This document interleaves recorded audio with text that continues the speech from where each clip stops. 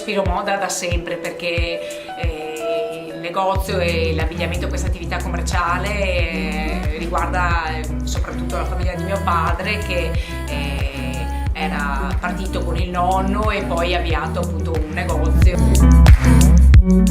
Quindi io sono nata in mezzo all'abbigliamento, alla moda. Io mi ricordo ho sempre aperto gli scatoloni, andavo sempre a dare una mano al negozio, mi piaceva anche fin da quando ero piccola, non so, 3-5 anni, far vedere le cose ai clienti, quindi per me insomma non è solo un mestiere che mi sono inventata, ci sono proprio cresciuta in mezzo e quindi è una passione che ti nasce dentro, insomma, ecco.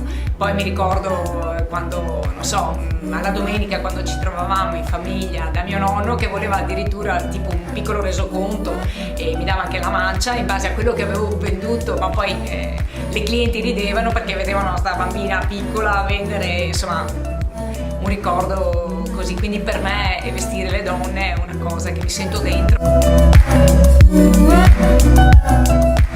Oggi Miotto Donna è una realtà presente in 2 punti vendita, uno storico e molto più grande, già conosciuto a Torreglia, e uno nuovo sito ad Abano Terme in pieno centro. Miotto Donna vuole vestire una donna che può essere casual allo stesso tempo, cioè quindi nel tempo libero, però con un gusto sempre ricercato, e poi nell'occasione d'uso, sia per la cerimonia che per l'evento piuttosto che il battesimo, e con un look raffinato e un abito giusto adatto ad ogni donna, ovviamente, che possa sentirsi a proprio agio.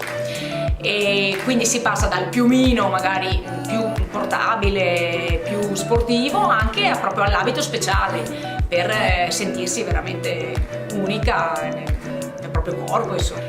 Miotto Donna oggi propone abbigliamento, calzature e accessori dei marchi più richiesti: Elisabetta Franchi, Liu Jo, Patrizia Pepe, Don Dap, Woolrich, Colmar. Oggi vogliamo vestire una donna a 360 gradi e che soprattutto sia attenta ai tempi e voglia seguire le ultime tendenze moda.